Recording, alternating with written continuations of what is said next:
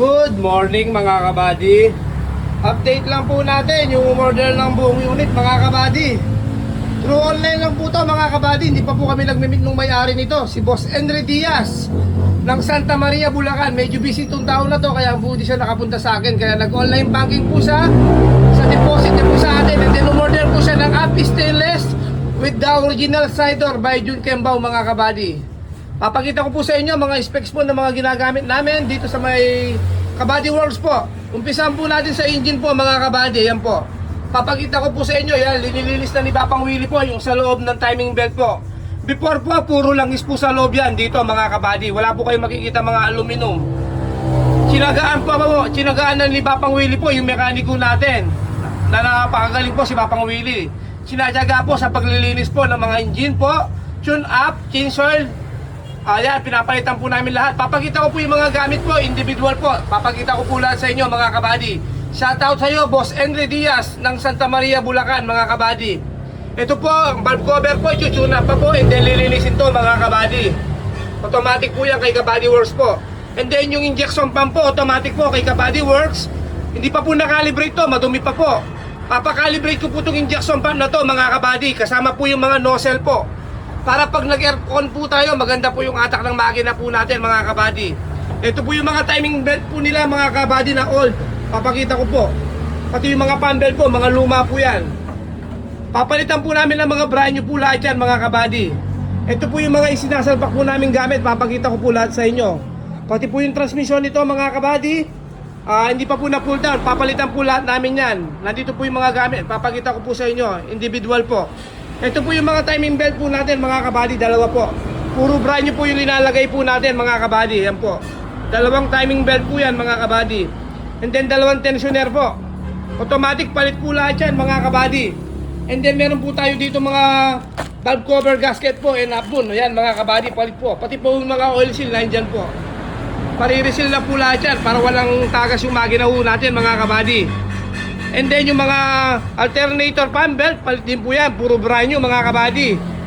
Dito rin po sa alternator fan belt po, dalawa, double pulley, palit din po, brand new. San ka pa mga kabady? Kay Kabady Works ka na. Ayan po, pati po yung mga bushing sa likod, papalitan po lahat yan mga kabady. Ganyan po yung mga specs ng mga ginagawa namin dito kay Kabady Works po. And then pagdating naman po sa transmission mga kabady, pagka pull down po ng transmission na yon mga kabady, lilinisin pa po ni Papang Willie yan. Hindi lang po basta-basta namin sinasalpak yung mga bagong pyesa. Ayan. Bago din po yung pressure plate mga kabady. Ayan po. Ito po yung clutch disc na po. Puro brand new po yan. Pilot bearing mga kabady. Ayan po. Puro brand new po yan linalagay ni Kabady Works po. And then mga release bearing. Brand new din po yan mga kabady.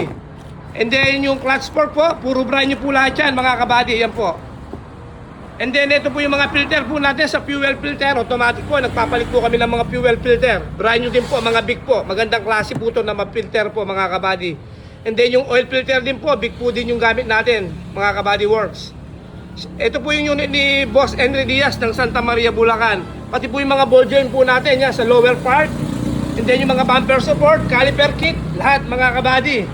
Pati po yung mga preno nito, bubuksan po ni Papang Willie, lilinisin. Yan, pati po yung mga bushing po, papalitan po lahat yan mga kabady.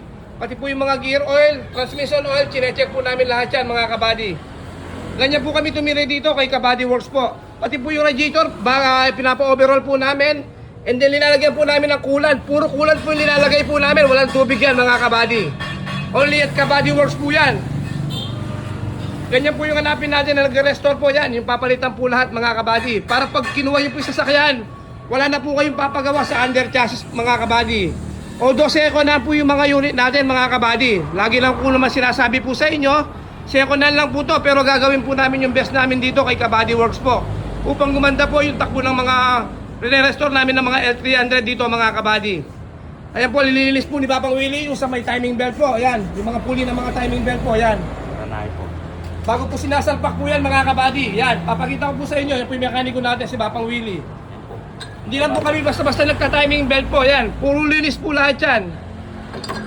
Para sa loob po, napakalinis po mga kabady. Pati po yung mga pulley.